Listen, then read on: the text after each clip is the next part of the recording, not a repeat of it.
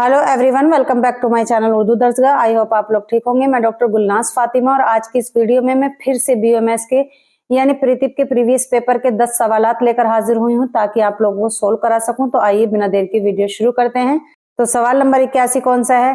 किस फकीह ने दूसरी सदी हिजरी में सबसे पहले फिक़्ह इस्लामी की तदवीन शुरू की? तो वो कौन है? नोमान बिन साबित। और ये किसका नाम है? इमाम अबू हनीफा रहमतुल्लाह अलैह का। तो इसमें ऑप्शन ए सही है। सवाल नंबर 82, तफसीर इब्ने जरीर का शुमार किस तरह की तफसीर में होता है? तो इसका शुमार होता है तफसीर बिल मासूर में। तो इसमें ऑप्शन ए सही है। सवाल नंबर 83, मुंदरजा झेल में बिला कैफ का नजरिया किस मुतकल्लिम जमात ने मुतारिफ कराया? तो वो कौन सी जमात है? वो है अशरिया। तो इसमें ऑप्शन बी सही है। सवाल नंबर 84, इल्मे तिब पर किताब अल कुल्लियात फी तिब मुंदरजा झेल में से किसने लिखी? ये लिखी इब्ने रुश्द ने। तो इसमें ऑप्शन सी सही है। सवाल नंबर 85, मुंदरजा झेल में से किस आलिम को लातीनी जबान में अलबू बेतार कहा जाता है?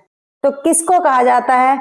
ये कहा जाता है अबू बकर मोहम्मद बिन जकरिया राजी को। तो इसमें ऑप्शन ए सही है। सवाल नंबर 86, फिरदौसिल हिकमा मुंदरजा झेल में से किसकी तसनीफ है? यानी इसके राइटर कौन है? इसके राइटर हैं अबुल हसन इब्ने सहल अत-तबरी। तो इसमें ऑप्शन सी सही है। सवाल नंबर 87, मूसा अल ख्वारिज़मी की किस किताब का लातीनी तर्जुमा लाइबर अलगोरिज्म के नाम से किया गया? तो वो किताब है किताबुल जबर वल मुकाबला। तो इसमें ऑप्शन बी सही है। सवाल नंबर 88, अल हावी मुंदरजा झेल में किसकी तसनीफ है? ये तसनीफ है इब्ने सीना की। तो इसमें ऑप्शन ए सही है।